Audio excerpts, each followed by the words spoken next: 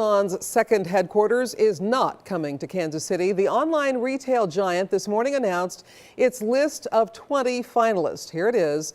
These are the communities still in the running for the $5 billion facility. Amazon said its second headquarters will create 50,000 high-paying jobs. Kansas City was among the 238 cities that submitted bids for the facility. Well,